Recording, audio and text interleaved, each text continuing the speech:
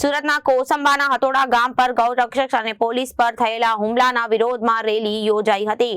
વનિતા વિશ્રામથી ગૌરક્ષકો દ્વારા કલેક્ટર કચેરી સુધી રેલી યોજાઈ અને કલેક્ટરને આવેદન પાઠવી હુમલો કરનાર સામે કડક કાર્યવાહી કરવામાં આવે તેવી માંગ કરી। સુરતના કોસંબાના હતોડા ગામ પર ગૌરક્ષક અને પોલીસ પર થયેલા હુમલાના વિરોધમાં રેલી યોજાઈ। વનિતા વિશ્રામથી ગૌરક્ષકો દ્વારા કલેક્ટર કચેરી સુધી રેલી યોજાઈ અને કલેક્ટરને આવેદનપત્ર પાઠવી હુમલો કરનાર સામે કડક કાર્યવાહી કરવામાં આવે તેવી માંગ કરાઈ।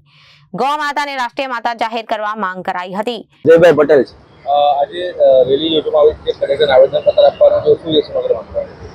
ગત રોજ તારીખ 26ના કોસંબાના હથોડા ગામે જે ગૌરક્ષકો ઉપર ઘાતકીય હુમલો થયો અને પોલીસ પ્રશાસન ઉપર બી હુમલો થયો, એ ઘટનાને સંદર્ભે અને સમગ્ર ગુજરાતમાં છેલ્લા 1.5 મહિનામાં અનેકો જગ્યાએ ગૌહત્યાઓ થઈ છે।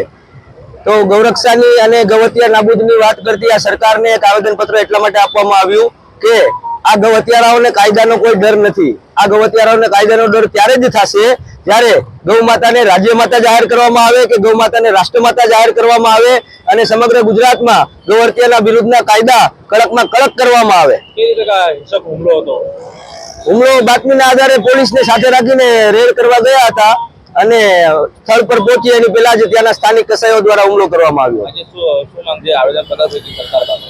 સરકાર પાસે એક જ માંગ છે કે ગૌ માતાને રાજ્ય માતા જાહેર કરવામાં આવે, રાષ્ટ્રમાતા જાહેર કરવામાં આવે અને કાયદો વધારે કડક કરવામાં આવે અને સુરત ગ્રામ્યના, સુરત મહાનગર અને સુરત ગ્રામ્યમાં જેટલા પણ કસાઈઓ છે તેની ઉપર અનેકો ગૌહત્યાના આરોપો છે, એ તમામને પાસા અથવા તો ગૌહત્યાના આરોપીઓને ગુસ્સીટોક હેઠળ એના વિરુદ્ધ કાયદેસરની કાર્યવાહી કરવામાં આવે, આવી સરકાર પાસે માંગ છે। Bureau report, Janadesh news.